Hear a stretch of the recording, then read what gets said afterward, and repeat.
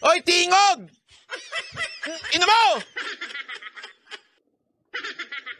Tingog, tingog, tingog! Ang kapal ng mukha nyo, ha?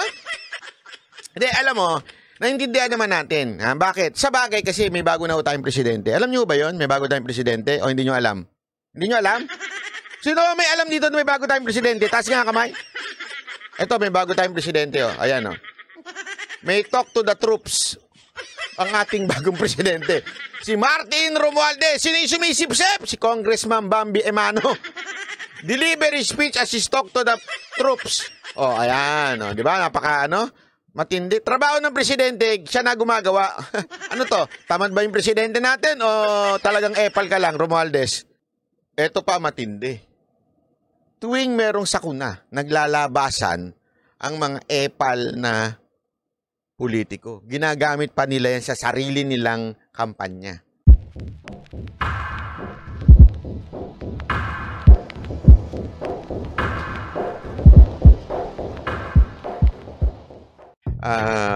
Reaction today sa ating mga bali-balita na napulot ho sa kanto. Napulot kung saan-saan. Pag-usapan na ho natin. Una sa lahat, bago muna tayo pumunta kay Ivana, kayo mga chismoso kayo, kaya kayo nandito, no? Mga chismoso! Hoy! Kala ko ba politika lang ang gusto ninyo, tas nandito kayo, pagka-title, Ivana. Buti nga hindi ko nilagay dyan, scandal eh. Pag nilagay ko scandal video, sigurado ako pagpapasa-pasahan nyo pa eh. O mga ano rin kayo eh. Anyway, eto na nga. Pag-usapan muna natin ng anong link? Link ng video? Meron akong ni scandal niya, no? Ayoko na, ayoko. Kayo, masyado kayong mga maharot kayo? Oh, anyway, ito pag-usapan natin. Una sa lahat, itong issue kay Pangulong Duterte.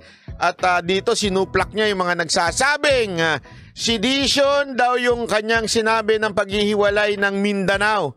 As in dito, warak! As in, warak! Ganun! Tagos hanggang likod. Grabe ho ang sinabi ni Pangulong Duterte dito. Pasok. Nanindigan si dating Pangulong Rodrigo Duterte na legal ang mungkahi niyang ihiwalay ang Mindanao sa Pilipinas. Hindi rin daw ito nangangahulugang magkakagyera na. Nasa frontline ng balitang yan si Marlene Alcaide. Nagtataka raw si dating Pangulong Rodrigo Duterte sa aniyay knee-jerk reaction ng ilang militar at opisyal ng pamahalaan. Sa madaling salita, biglang napraning. Mga praning. Wala, ganun talaga, Mr. President. Pag naka-Coca-Cola, napapraning. Wala tayong magawa. Ganun eh. Mga ganun bigla. Ano sabi niyo, Ano sabi si Duterte? Biglang ganun eh. Ganun talaga, Mr. President. Huwag na ito sa mungkahi niyang ikalas at maging independent ang Mindanao mula sa Pilipinas o yung secession. Sa isang radio interview, binanata ni Duterte ang mga bumabatikos sa kanyang proposal. Yun ang hindi naintindihan ng mga Nako! Sa kanila na lang, tira-tira na sedition. Magugunitang sinabi ni Nakamigin Governor Xavier. Ito ba yung gag? Oh! Ito yung gag! Oh! Hindi kasi sabi ni Pangulong Duterte, si Pangulong Duterte nagsabi nun hindi ako. Ito mga Oh! Ito ba yon? Oh! Ayan, yung pagmumukha na yan. Ay, mukha nga. Oh! Hindi, si Pangulong Duterte nagsabi nun, hindi ako, linawin ko. Ayan ang sinabi nyo. Yan ang hindi naintindihan ng mga Saba. Yan ang hindi naintindihan ng mga ayan, ninilinaw lang natin, ha? Hindi ako nagsabi, si Pangulong Duterte, ha? Si Pangulong Duterte, hindi ako, okay? Governor Xavier Jesus Romualdo at ama niyang si Congressman Julio. Isa ba yan? Di ba yan? Ayan ba yung sinasabi ng ayan. Ayan. Yan ang hindi naintindihan ng mga ha? Sakto. Sir, mga ba kayo? Ha? Nagtatanong lang kasi yan ang sinabi ni Pangulong Duterte. Maituturing daw na sedisyon ang panghihimok ng dating Pangulo na ihiwalay ang Mindanao sa bansa. Sagot dito ni Digong, is a legal process that will be brought to the United Nations. Kagaya ng Timor-Leste. Yan. Yan ang kasing problema sa mga ilang... Hindi nila kasi alam ang kasaysayan ng... alam nyo, pagdating mo sa geopolitics, napakagaling mo ni Pangulong Duterte yan. Talagang pinag-aralan niya yan. Kasi kaya nga po yung... yung 'di ba, noon pa lang, mayor pa lang ho yan, nakikialam na po yan sa... Alam niyo, hindi naman nakikialam, pero alam niya na ho, 'di ba? Nagko-komento na ho siya sa mga nangyayari sa mundo na to. Tapos, kung matatandaan ninyo, there are a lot of accusation against PRRD about masyadong killing niya sa China. Remember? Pero wag niyo kakalimutan na may konteksto ho yun. May konteksto yung pagkiling ni Pangulong Duterte somehow sa mga sa China. Okay? Dahil that time, from the past president, which is si Pinoy, nagkaroon talaga ng matinding sigalot yun. Kaya nga nagkaroon ng standoff yun sa island eh. At the same time, alam naman ni Pangulong Duterte na hindi bibitaw ang Amerika ever sa atin. Kasi they need us more than na kailangan natin sila. Tayo lang naman, kailangan lang naman natin ng visa sa kanila. Pero sa totoo lang, pagdating sa positioning ng bansa, mas may asset tayo compare sa hindi naman natin sila kailangan eh. Lahat ng economy natin ang gagaling sa China. Kaya nga medyo kumiling siya doon. At the same time, the result was, somehow it was peaceful. Before, yung mga hindi nakapangisda nung panahon ni Pangulong Duterte. Ngayon, sobra yung sigalot.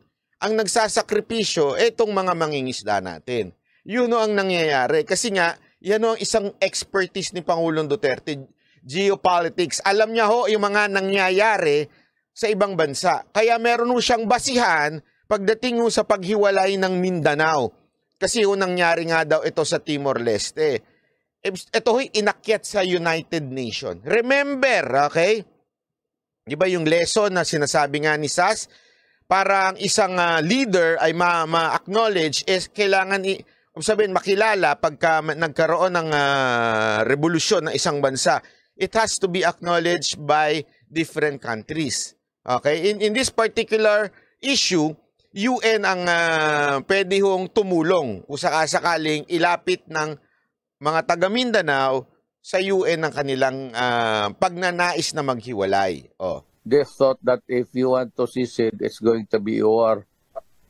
No, we are not doing it. We are doing it the legal way. Oh. Yan ang hindi alam ng iba. Kasi nga, paulit-ulit na sinabi ni Pangulong Duterte. Mga bungol lang talaga yung mga komento ng komento eh. Hindi, totoo yan ang problema eh. Yung mga bungol na komento ng komento, lalo na yung mga congressman dyan, mga mayor, gobernor. Hindi, particular talaga ito, mga congressman na ito. Siyempre, sip-sip ito kay Romualdez. Dilapot nito mga ito. Hindi ko nga alam kung puti na yung puti Romualdez sa kakadila nila eh. Hindi, sa totoo lang po Kaya sila kumukomento kasi siyempre pagka sumipsip ka, uy, atin to boss. Bubulong na si Zaldico. Sasabihin ni Zaldico kay Romualdez, atin to. Pagka sinabing, atin ba yan? O sige, bahala ka na dyan. Bahala ka na, alam mo na yun. Diba? Dagdag pa ng dating Pangulo, walang nilalabag ang pagsusulong na ihiwalay ang Mindanao. Sabi ng tatlong cabinet members nyo, illegal. Against the Constitution. No, it's not under the Constitution. It is outside the Constitution because magsisid ka na. Yun.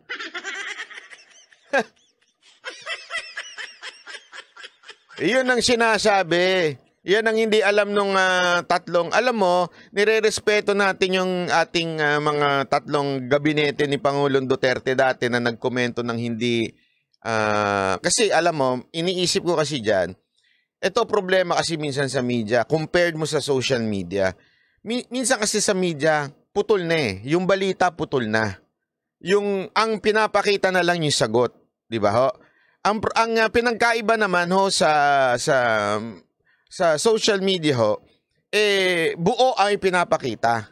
Yung tanong, kumpleto. Minsan kasi, ang ginagawa ng media, yung mainstream media, ang ginagawa nila, magtatanong sila ng mali naturalmente, ang sagot ng opisyal, mali. Tapos, iba yung ilalabas sa news. 'Di ba? Kaya nami-misquote iba ang nangyayari sa ilang mga opisyal natin. So anong punto ko dito? Minsan kasi dapat talagang intindihin natin yung buong konteksto. Baka mamaya hindi lang ho na ipaliwanag na sa kanila na tulad nga niyan, this is out of constitution. Ibig sabihin, hindi ho ito. Kaya nga ilalapit nga ho sa ibang bansa sa UN. Kasi tayo naman ay membro nun. So ilalapit natin kung ano ang kanilang magiging advice, kung ano magiging legal na paraan, gano'n naman po yun.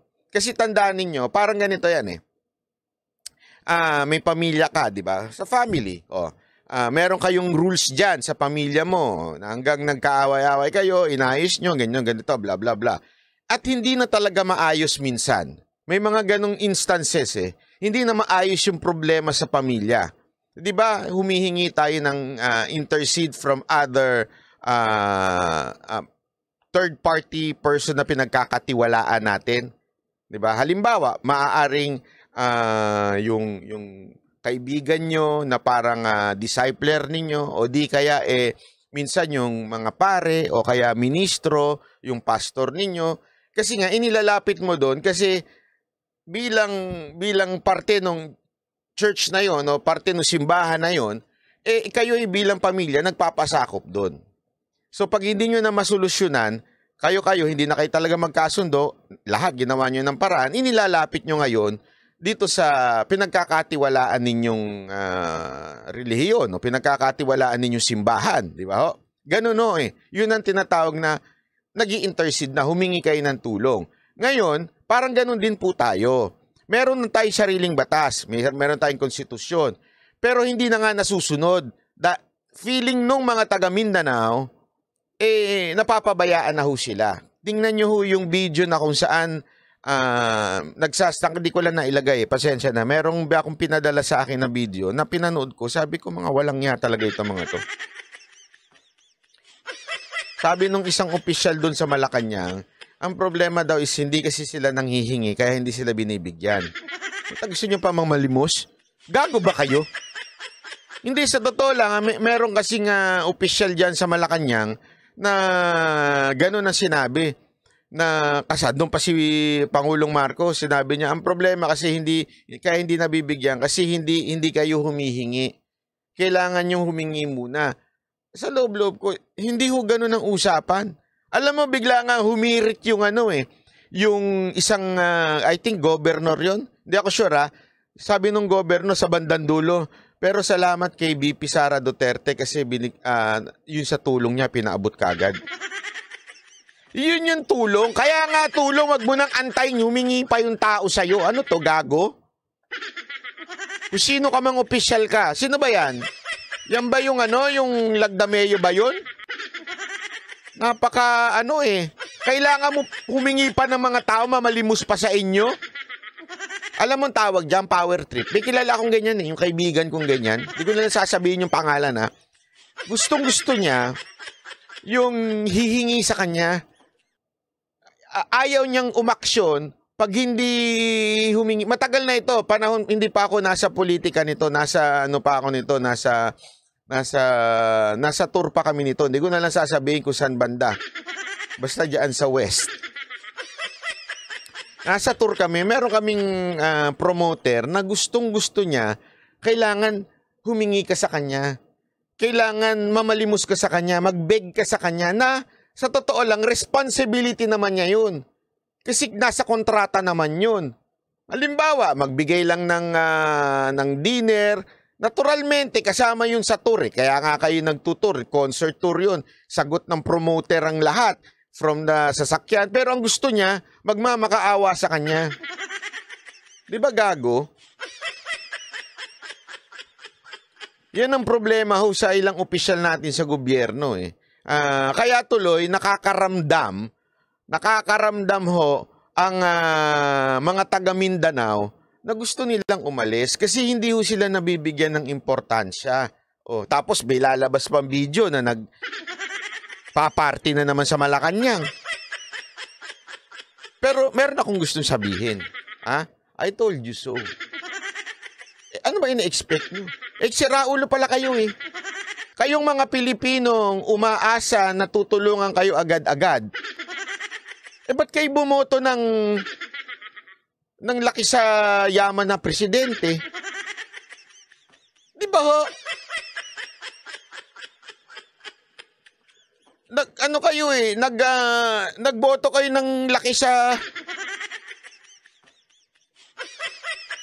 layaw na presidente. Anong gusto nyo mangyari pag silbihan kayo agad-agad?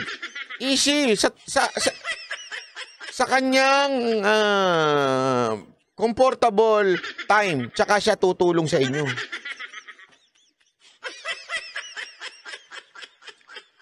Okay? So, yun lang. Sa akin, ano lang yan eh, napakamatik na ho yan. Sana, eto alam ko napakahaba ng proseso na itong sinasabi ni Pangulong Duterte. But more than anything else, sana itong gobyerno medyo magising-gising. Ibig sabihin po, merong sentimentong ganun. Bakit? Yun sana ang tanongin ninyo. Para ma-address nyo yun. Hindi yung kukontrahin nyo na si Pangulong Duterte. Sedition yan, ano yan? O pwede yan makulong. Kukulong yan, kukulong. Hindi ganun ang usapan dito. Kayo, puro kayo politika. Ang usapan dito, bakit kaya merong ganong klaseng hinaing ang ating mga kababayan sa Mindanao? Bakit? Anong meron? Bakit di natin sila pakinggan? Nasa harapan nyo na nga, sasabihan nyo pa na kailangan nyo muna humingi. Gawa muna tayo ng request. Binaba na sila, punta ka muna sa opisina, buta ka sa munisipyo, magawa ka muna, mag-drop ka muna ng letter. Letter of request sa national government. Alam mo, ito walang biro. Hindi ganyan si Pangulong Duterte nung panahon ng Pagka meron humingin tulong sa kanya, o kaya pag nakita na niya, pupuntahan niya, pagpapadala na kagad sila. Yun ang totoo niyan. Tapos, naisip, alam mo, na-imagine ko, ito walang biro ito na-imagine ko kung si Isko yun, yung presidente. Sorry may pasok ko pa. Hindi kasi kung si Isko yun, ang bilis siguro nung kilos nung nung pagtulong. Kasi ganyan sila sa Maynila eh. Pantakin mo, saan ka nakakita sa Maynila na may 24 oras na drive-thru na pabakuna? Tapos, nung una, hindi pa 24 oras yun. Nung nakita niya, dumalaw siya, ang haba ng pila. Inutusan niya kagad. 24 oras na kayo. Diba? Wala na yung hindi. Tanong muna natin sa city administrator kung may tao ba tayo. Alamin muna natin kung ano. Hindi ganun. Utos kagad, 24 oras na kayo. Tsaka na natin problemahin yung mga dapat problemahin kung may tao o wala. Anyway, basta dire-diretso muna kayo, hahanap tayo ng replacement. Di ba? Anong tawag niya doon? Analyze, paralyze. Kasi analyze ng analyze, napaparalyze lang. Di ba? Sana nga ho. Sana maintindihan ng gobyerno to. Hindi pwede yung dadaan pa tayo sa borokrasya. Kasi grabe ho Para lang, alam mo yon, para lang ho makapatido na ko doon kay Gatchalian. Medyo gusto ko pa naman sana to nung mayor siya. Pero nakita mo yung speech niya nung sinabi niya na pwede naman dito, bisa papadala sa munisipyo, bisag pag ang tao nangangailangan na. Huwag na kung saan-saan dinadala. Dalhin na kaagad doon sa tao. Dadali mo sa munisipyo, gumawa kayo ng paraan. Hindi yung, kasi this is an emergency. Hindi ho ito yung tulad ng, ayuda to. Okay yun, ayuda, padala mo sa LGU, let them distribute it. Tama naman kayo doon, okay yun. Pero mga ganitong bagay, national government kayo Okay? Kung padadaanin nyo pa sa munisipyo, it will take time. Unang-una, walang manpower ang munisipyo kasi kasama ho sila sa nasalanta. So, dapat, since kayo ang nagaling sa labas, national government kayo, meron tayong militar, meron tayong sundalo, may kapulisan tayo, may mga reserve tayo dyan. Padala nyo na kagad doon sa tao. Hindi na kung saan-saan dadaan pa. Yun ang Ako na lang kaya Hindi, joke lang po, joke lang po. Pag-aaralan pa yan. Oh. Wala talaga. Wala talaga. Sabi ko wala sa ulog ito. Sa bagay, kung nga naman ikaw ay may hangover sa party, naturalmente kung ano-ano sasabihin mo, tama, mali. Oh. Patuloy natin to. It is based on the right of the free will of determination of the people. Kahapon, nagsalita si Pangulong Marcos sa issue ng secession. Para sa kanya, isa raw itong malaking kalokohan para sa ating saligang batas. Tingin din niya, palpak ang plano. Parang may nakita ko dun, After lunch ba to? Itong, nagtatanong ako sa Frontline Pilipinas TV5. After lunch po ba itong video na to? Itong nakinuhanan nyo? Niya, isa raw itong malaking kalokohan para sa ating saligang batas. Tingin din niya. Hindi, nagtatanong lang naman ako, TV5. Inaalam ko lang kung after lunch nyo ba itong nakuha yung video. Kahapon, nagsalita si Pangulong Marcos sa issue ng secession. Para sa kanya, isa raw itong malaking kalokohan para sa ating saligang batas. Oh? Tingin din niya,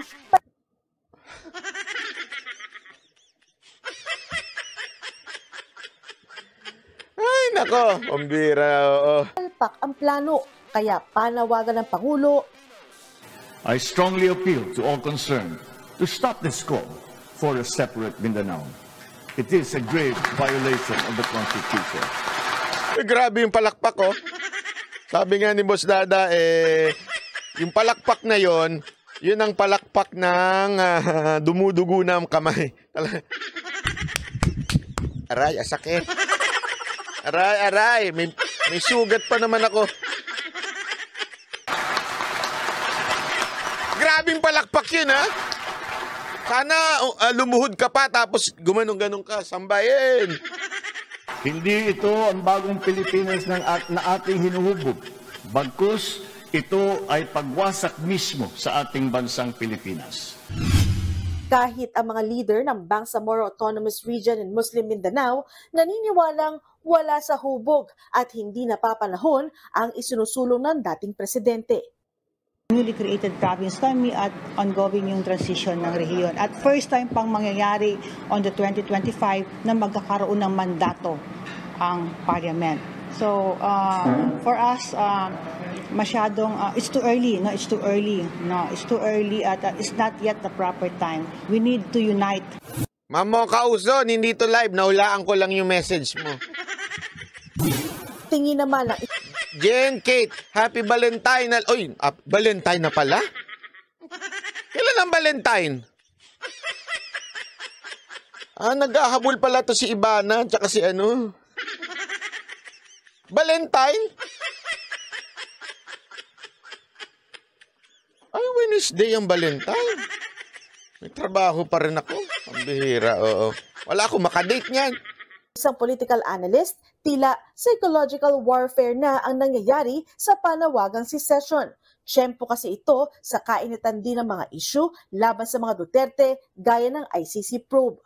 Ang gusto mangyari dito is ma-discourage or ma-deter or ma-dissuade yung gobyerno ng Pilipinas. Alam mo, mag-artista ka na lang. Di ka, yung mga comment mo wala sa hulog, comment ka ng comment na hindi mo inaral yung sinabi ni PRRD. Sumbong kita sa nanay mo. Sige, sumbong kita sa nanay mo. Ma, itong anak mo, kung ano-ano na naman sinasabi sa telebisyon. Ma, yung anak mo. In this case, the Marcos Jr. administration from cooperating with the ICC. May tinatawag dyan sa politika madman theory. Nung manggugulo ka lang para hindi ka guguloyin ng iba. Parang Manggugulo? Matagal na yan it's a kind of... Alam mo, matagal na yan tinutulak ng mga taga Mindanao. Anong nga Google? Ma, yung anak mo! Nagkakalat na naman sa telebisyon. Pwedeng pakipalo tong anak mo. Sabihan mo sa anak mo, sa totoo lang, Nay. Ha? Pwede siya mag-artista. Mag-artista na pogi naman siya Mag-artista na lang siya, wag na ho siyang mag-political ek-ek dyan. Kasi alam mo, eto ha, Nay, makinig ka, Nay. Yung anak mo magaling, aral. Walang problema ho dyan, aral ho yung anak mo. Wala namang problema. Kaya lang, siguro dahil medyo laking mayaman, laking konyo, yung mga nasa ground hindi niya alam kung ano yung nangyayari. Pangalawa siguro, Nay, hindi ko siya mahilig, kasi nga alam niyang nag-aral siya, alam niyang meron siyang mga titulo, hindi niya na nire-research yung mga sinasabi na kinokomentuhan niya. Katulad na sinabi ni Pangulong Duterte, di daw siya pogi, maganda siya. Ay, grabe naman kayo, wag ganun. Sama ng mga ugali niyo talaga. Intimidation tactic. Nagbabalita mula sa Frontline, Marlene Alcaide, News 5. Ayan po yun Alam mo, bakit po sumasama ang loob ng mga taga Mindanao? Kasi yung nangyari sa Mindanao, actually, nung nakita ko nga yun, lalo na yung landslide na nangyari, sabi ko nga this is what you call, hindi ko alam kung sino yung dapat kong sisihin Alam mo yun, tao to Hindi ito kalikasan lang na nagalit lang dahil wala lang, trip lang namin mag-iba kami. O kaya, hindi ho mining yun Remember, pag sinira mo ang bundok, pumipiyok ako binata. Pag sinira mo ang bundok, naturalmente, babalik sa'yo yan. May karma yan, ika nga, di ba? Jane Kate, salamat po. May karma ho yan, kaya ho tuloy nangyari yon. Bakit ho ba nasisira? Bakit ho ba tuloy-tuloy pa rin ang mining? Honestly, bakit ho tuloy-tuloy pa rin ang mining? Sa totoo lang, it's because of corruption. Because of political necessity. Bakit to? Saan ba kumukuha ng pera mga politiko? Di ba? Sa mga may-ari ng mga minahan. Doon po sila kumukuha ng budget. So, kasi milyon-milyon yun So, pag kumuha sila doon, aalaw na nila yan. Pababayaan na nila yan. Yes, it is in our law na meron talagang legal mining. Oo, tama naman kayo doon. But, ito ang question. Yung mga ginagawa pa ba ay legal? Kasi maybe your permit is legal na mag-mine. Kasi alam mo, nakita ko yan.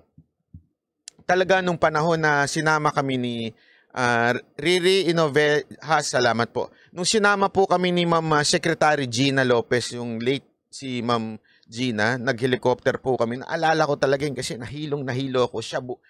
Energetic pa rin. Nahilo po talaga ako kasi inikot po talaga namin yung mga mining at pinapaliwanag niya yung itsura ng mining. At talagang pinuntahan namin. Kulang na lang, languyin namin Kasi talagang sobrang acidic na nung tubig na napupunta doon sa mga stream. Sabi nga niya, oo, sige, merong permit yung mining. The question yung proseso. Hindi naman kasi porket may permit ka na, di ba?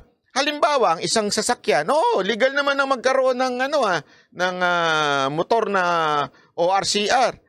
Pero kung gagawin mong racetrack, ang marilaki, anong tawag sa'yo? Kamote ka, di ba?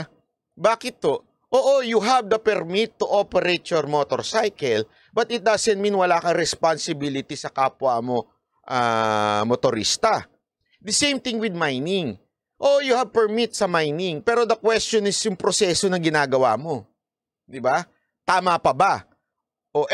Obviously, kaya po yan, nagkaroon ng landslide dahil hindi na ho tama yung kanilang ginagawa. Hindi na ho nasa tamang proseso. Wala nang safety features, ika nga. Di ba ho? Tapos, tingnan ninyo Tingnan ninyo. May nangyari na namang ganyan. Sa tingin ninyo, makakansela yung permit o yung mismong business nitong mining? I don't think so. Ang laki ng bayad niya sa mga congressman, sa mga mayor. Ang swerte ng mga mayor, pagka merong mining sa lugar nila, limpak-limpak na salapi. Kaya nga sila nagkakaroon ng kabiti. Oy! Oy! Wag ganun, banat ba? Wag ganun. Nyoki, takihara, salamat po. Porket mayor, may kabit na, may kabit na. Wag ganon, wag ganon.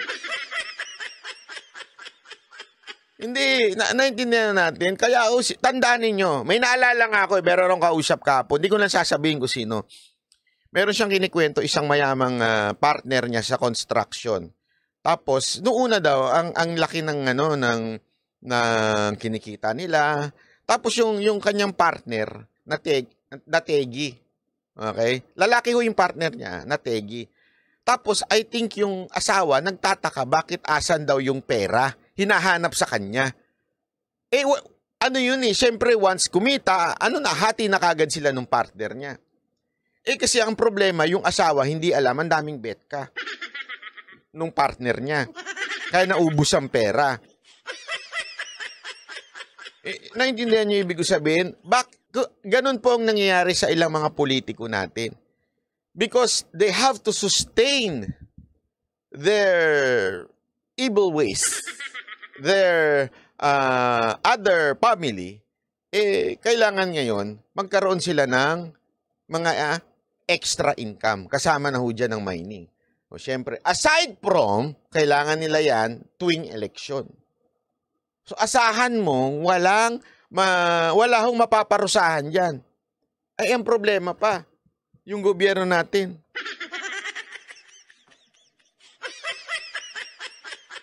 Ang bagal kumilos. Kailangan ka pang magmakaawa. Kailangan ka pang magmakaawa para katulungan.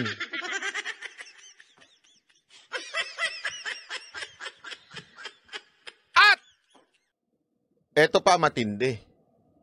Tuwing merong sakuna, naglalabasan ang mga epal na politiko. Ginagamit pa nila yan sa sarili nilang kampanya. Di ba? O yan o. Oy, tingog! Ina mo! Tingog, tingog, tingog! Ang kapal ng mukha nyo, ha? Parang alam ko kasi nung sanggaling yung tubig na yan. From Speaker Martin Romualdez and Tingog Party List. Relief Operation. Kapalan talaga ang mukha. Anto? Una-una, sigurado kung saan galing yan. Don't tell me sa bulsa nyo. Oh.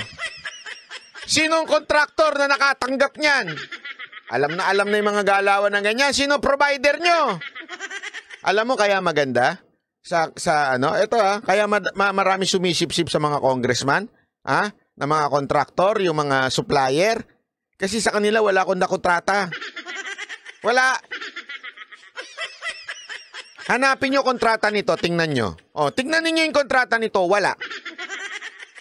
Oh. Asan yung kontrata nito? Wala. Ayan no, oh. Kaepalan yan, di ba? Kitang-kita nyo naman. Yan ang wala nang e-epal sa mas epal pa. Ultimong tubig. Talagang nilagyan ng pangalan ng Speaker Romualdez. O, tapos sasabihin, wala akong planong tumakbong presidente. Sino ginago mo? Sino ka si Budo Lipunan? Napakasinungaling? Di ba? Kapal ng muka. O baka akala nyo dyan lang natatapos yun. Hindi! Ito pa, kapal ng muka, Office of the Speaker. Martin G. Romualdez. Anong kapalan ng mukha yan? Karen May, Plato, salamat po. Hindi, di ba? Isipin nyo, anong klaseng kakapalan ng mukhang ginagawa nito mga animal na to? Kailangan talaga nandun yung pangalan niya. Office of the Speaker, sambahin nyo ako. Kulang na lang, gawin mo iglesia ni Speaker. Gawin mo, palitan mo na yung logo nyo, gawin mo iglesia ni Romualdez. Ganon. Yan ang tinatawag na Marrojas 2.0.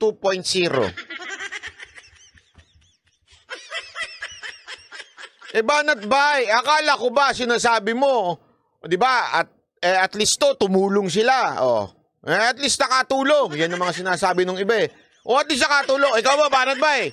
May natulong ka ba diyan? Bakit? Politiko ba ako? Public servant ba ako? May pera ba ako? Wala naman akong pera.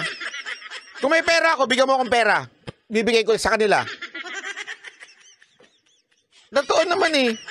Kung meron akong pantulong, tinulong ko Wala akong pantulong Konting... Wala na nga akong pangkain Hindi pa ako kumakain ngayong araw na to, ha? Si Boss Daday, kain ng kain Ay. Tsaka si Mocha Hoy, Mocha, kain ka naman ng kain. Yan tuloy, nakita ni PRRD yung post ni Mocha. Nainggit daw si PRRD, kaya kumain din siya ng isda.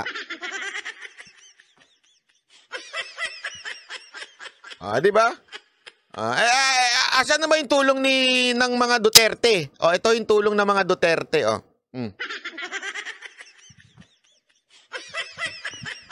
Yan ang tulong ng mga Duterte.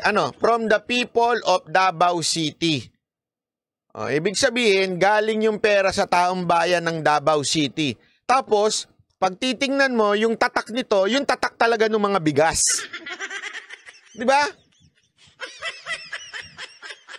GBPTV. Tapos magtataka kayo ngayon kung bakit ang taas ng trust rating ni Pangulong Duterte. Kasi hindi ho siya epal. Bakit mataas ang ratings ni Sara Duterte? Hindi ho siya epal. Tamba, magtaka ka na kung bakit ang baba ng mo. Ang epal mo kasi, tutulong ka na lang, meron pang... Sino kasi thinking Pinoy? Na noong pandemya, tutulong na lang, kailangan nandun pa pangalan niya. Ang inang yan. Sorry naman. Kalma muna. Kalma. Baby, kalma. Huwag mo naman akong bigyan ng dahilan para tabihan ka. Kalma. Yun. Kalma muna tayo. Masyadong pinainit di ba? Yan. Pambihira talaga Kayong mga epal dyan, na mga congressman, mga mayor, ganyan ang tularan ninyo. Bigay kagad, hindi kailangan mamalimos. Bigay kagad at tanggalin yung mga lintik yung mga pangalan. Ba't di nyo ilagay dyan? From the people of House. House of Speaker. Ang kakapal ng muka. Pero pagka magpapapirma, ayaw ilagay yung pangalan. Diba? Pag magpapapirma sila ng People's Initiative, wala yung pangalan nila. Pero pag tumutulong sila, nandun ang pangalan. Anong tawag mo ron? Ang kapal ng mga mukha ninyo, mga animal kayo. Kalma muna, Banat Bay. Masyado ka mainit! Kalma.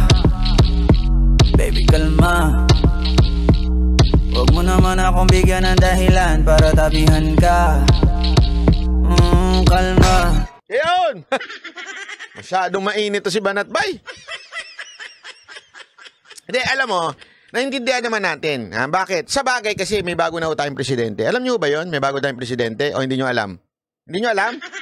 Sino may alam dito na may bago tayong presidente? Taas nga kamay. Ito, may bago tayong presidente. Ayan. May talk to the troops. Ang ating bagong presidente. Si Martin Romualdez. Sino yung sumisip-sip? Si Congressman Bambi Emano. Delivery speech as he talk to the troops. Ayan. Di ba? Napaka matindi. Trabaho ng presidente, siya na gumagawa. Ano to? Tamad ba yung presidente natin o talagang epal ka lang, Romualdez?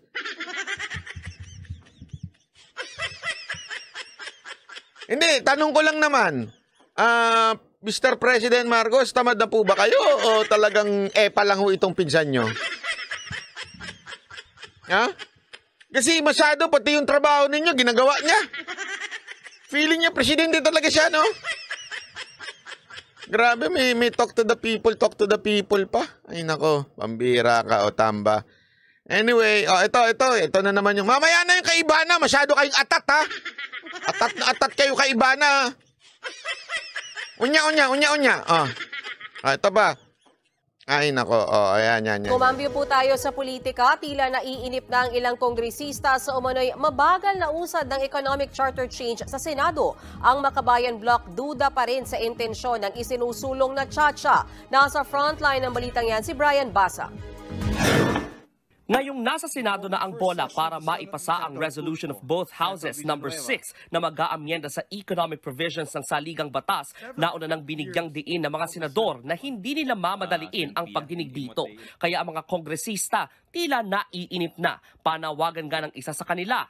Ang aking pakiusap sa ating mga kasamahan na senador, bilisan naman po natin ang ating trabaho. Sayang na sayang po ang oras at naiiwan na po ang Pilipinas. Wow! Naiiwan ang Pilipinas hindi dahil sa hindi binabago ang konstitusyon. Naiiwan ang Pilipinas dahil sa mga tulad nyong mga politiko. Na kaysa naatupagin ang pagtulong sa bayan, ay naatupag ninyo yung maayos ang konstitusyon para sa sarili ninyong interes, ha? Ikaw, congressman, pinaiinit mo ulo ko. Pag ako, tumakbo talaga dyan. Maniwala ka sa akin. Tatakbo lang naman ako, mag-jogging ba?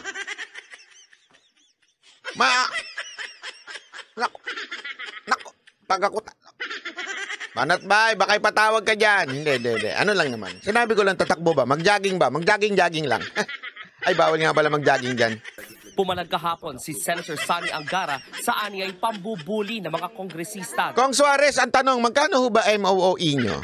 Kong Suarez, pwedeng ilabas mo naman yung gastos ng opisina mo. Karapatan ko ito bilang Pilipino. Totoo, karapatan ko ito bilang isang ordinaryong Pilipino. Karapatan ko na tanungin kung magkano ho ba ang budget ng opisina ninyo. Magkano ho ba natatanggap ng inyong opisina, Kong? Karapatan ko ito bilang Pilipino na nagbabayad ng buwis. Oo, nagbabayad po ako. Kayo po ba, sir, ano ho ba ang natatanggap ng opisina ninyo? Sige nga ho, baka naman pwede nyo nga ibulong sa amin kung magkano natatanggap nyo. Tayo na lang. Sige na, tayo lang. Wala, hindi ko sasabihin sa iba. Tayo lang. Konti lang tayo dito. 4,700 lang kung nanonood dito. Sige na.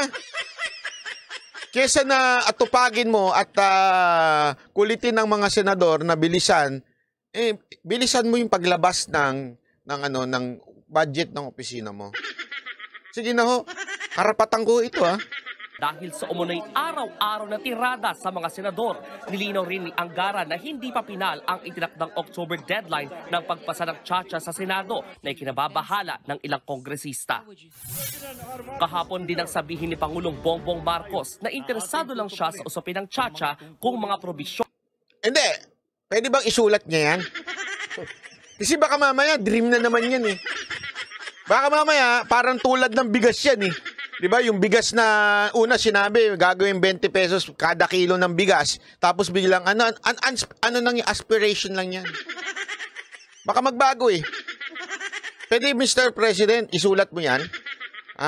Eto lang, eto ang aking kontrata sa taong bayan. Economic, lang ang changes ang gagawin.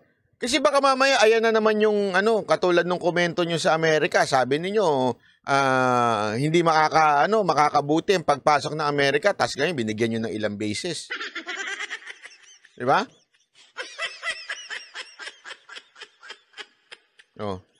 Sana po. Na may kaugnayan. Kasi pagka puro salita lang, ay, wala yan. Narinig na namin yan. Ilang beses namin narinig yan, Mr. President. Kaya dapat medyo samahan nyo ng gawa. Kita mo itong mga banateros na nanonood ngayon. Pantakin mo, 4,800. Ang nag-like lang, 1,200. Hindi man lang i-share. Ano to? Puro salita lang din? Mga kababayan? Pati yung mga nanonood, pinagalitan. Kasi alam mo, mga kababayan, totoo lang, ito lang sinasabi ko eh. Pagka tayo, pinupunan natin yung mga politiko, dapat tayo rin magbago. Kung sinasabi natin silang puro talk lang sila, wala silang gawa, tayo rin. Dapat meron din tayong gawa. Ano yung gawa na yun? Dapat mag-like din tayo. Dapat hindi lang puro nood. Dapat mag-like, i-share din natin tong video na to. Pag hindi natin sinare, para lang din tayo mga politiko na wala lang. Enjoy lang kami dito. Hindi, alam mo, totoo, ang tunay na pagbabago, nagsisimula yan sa mamamayan. Hindi magbabago ang bayan pag ang mamamayan may ugaling spectator. Ulitin ko malalim to. Baka akala ninyo mababaw to. Malalim mo ito. Yan ang gusto nating tanggalin sa mamamayan Pilipino. You want people power. Yun nga lang mag-like at mag-share, hindi nyo ginagawa. Lalabas pa sa kalsada para mag-people power. Tama, mali. Hindi, Bandit Boy, manawagan ka na ng people power. Lalaban kami para kay Duterte. I-share yung video, i-like yung video, hindi nyo ginagawa. Lalabas pa kayo ng karsada. Tama, mali. Kung gusto ninyo palang mag-engganyo ang taong bayan at inuutusan nyo ako na gano'n, i-share nyo yung video. Tama, mali. Punta kagad, share nyo, tapos copy nyo, dali nyo sa Facebook, share nyo. O, yan na si Banat Bay. Ganon. Tama, mali. Tuloy tayo. Hindi. Mahal ko kayo. Kaya ako sinasabi ito kasi, kailangan natin magsama-sama. Kasi alam mo, ito, kakwento ko lang sa inyo, ha? Ito, para lang sa kaalaman nyo, ha? Ito. Napanood ko kasi si Mark Models of Manila kagabi. Mark Models of Manila, kung ano naman sinasabi mo, eh. Magkaibigan tayo, magkakape pa nga tayo isang araw dapat, eh. Pero kung ano sinasabi mo talaga, wala ka talaga sa hulog. Alam mo, mag-itbulaga ka na lang talaga. Yung politika, medyo ganun ka, eh. I love you, brother. I'm telling you this because this is coming from the bottom of my heart. Kasi mahal kita bilang isang kapatid na sa industriya ng vlogging. Although magkaiba tayo, kaya mag-iba ka na lang. Wala ka kasi sa hulog pagpanig sa politics, eh. Kasi conflicting yung sinasabi mo. Ano bang end game naming mga nagagalit o mga bumabatikos kay Marcos? Ano bang end game? Alam naman natin kung sino nasa kapangyarihan, sila mamumuno. 6 na taon pa kaming di para mo na rin sinabing kahit anong mangyari, umuo na lang kami. There's no end game. For your information, if you think we want to destabilize the country, no. Me particular, yung mga iba siguro, I do not know. Sa akin, ayokong magulo ang Pilipinas, ayoko magkaroon ng rebellion. Pero ang akin, hindi tayo dapat manahimik sa maling ginagawa ng mga public official. That's not the right kind of logic. Anong endgame? Bakit kayo nagsasalita laban sa gobyerno? Anong endgame? Bakit kayo nakikriticize? There is no endgame. The point here, issue-based tayo. Pag may mali, banata natin. Pag tama, palakpakan natin. As simple as that. Why? Para magbago yung mga opisyal. Matakot sila gumawa ng mali kasi alam nilang may nakabantay. Kung pababayaan lang natin, hindi kasi nasa kapangyarihan lang sila, wala tayong magagawa dyan. 6 na taon, titiisin natin to, mahimik na lang tayo. Hindi pwede yun, mga kapatid. Kapatid na Mark, hindi ho pwede yun.